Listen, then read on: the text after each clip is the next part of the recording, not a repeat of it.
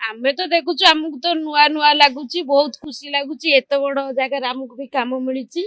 ଆମକୁ ବି ବଢିଆ ଲାଗୁଛି ଲୋକମାନେ ବି ବହୁତ ଖୁସି ହେବେ ଆଜ୍ଞା ଆମର ଦାୟିତ୍ୱ ହେଲା ଏଇଠି ଖାଇବା ଦବୁ 5 ଟଙ୍କାରେ ମିଲ୍ ଦବୁ ଆଉ 2 ବେଳା ଦିଆଯିବ ଲୋକମାନେ ବହୁତ ଉପକୃତ ହେବେ ଏଠି ବହୁତ ଲୋକ ଅଛନ୍ତି ଏ ବସ୍ ଷ୍ଟାଣ୍ଡରେ ବହୁତ ଉପକୃତ ହେବେ ଆମର 11 ରୁ ଦିନ 11 ରୁ 3ଟା ଯାଏ ଆଉ ଗୋଟେ ସିଫ୍ଟ ଅଛି 6ଟା ରୁ 9ଟା ଯାଏ ଆହାର କେନ୍ଦ୍ର ଗୋଟେ ହୋଟେଲ ରେଷ୍ଟୁରାଣ୍ଟ ବଢିଆ ହେଇଛି କେମିତି ଦେଖୁଛନ୍ତି ପୁରା ଆମେ ତ ଦେଖୁଛୁ ଆମକୁ ତ ନୂଆ ନୂଆ ଲାଗୁଛି ବହୁତ ଖୁସି ଲାଗୁଛି ଏତେ ବଡ ଜାଗାରେ ଆମକୁ ବି କାମ ମିଳିଛି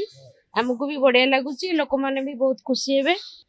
ବାହାର ସୌନ୍ଦର୍ଯ୍ୟ ଭିତର ସୌନ୍ଦର୍ଯ୍ୟ ଦେଖି ବହୁତ ବହୁତ ଧନ୍ୟବାଦ ନବୀନ ବାବୁଙ୍କୁ ମିଶନ ଶକ୍ତି ଦାୟିତ୍ୱ ଦିଆଯାଇଛି ଆହାର ଦାୟିତ୍ୱ ଆଜ୍ଞା କେମିତି କଣ ବ୍ୟବସ୍ଥା କରିବେ ବ୍ୟବସ୍ଥା ଆଜ୍ଞା ସବୁ ତ ନିଟ୍ ଆଣ୍ଡ କ୍ଲିନ୍ ଅଛି ଆଉ ବହୁତ ପରିଷ୍କାରରେ ଲୋକଙ୍କୁ ହାଇଜେନିକ ଖାଦ୍ୟ ଦିଆଯିବ ଆଉ ଲୋକମାନଙ୍କର ସ୍ୱାସ୍ଥ୍ୟକୁ ଚାହିଁକି ଆଜ୍ଞା ଆଜି ଲୋକାର୍ପଣ ହଉଛି ଆପଣ ଆହାର କେବେଠୁ ଆରମ୍ଭ ଆଜିଠୁ ଆଜ୍ଞା ଆମେ 6 ଜଣ ମହିଳା ଅଛୁ ଆଜ୍ଞା ଆଜି ଯେହେତୁ ଲୋକାର୍ପଣ ହଉଛି ଆଜି ଆମେ ବହୁତ ଜଣ ଅଛୁ 20 ଜଣ 20 ଜଣ ତ ବର୍ତ୍ତମାନ ଅଛୁ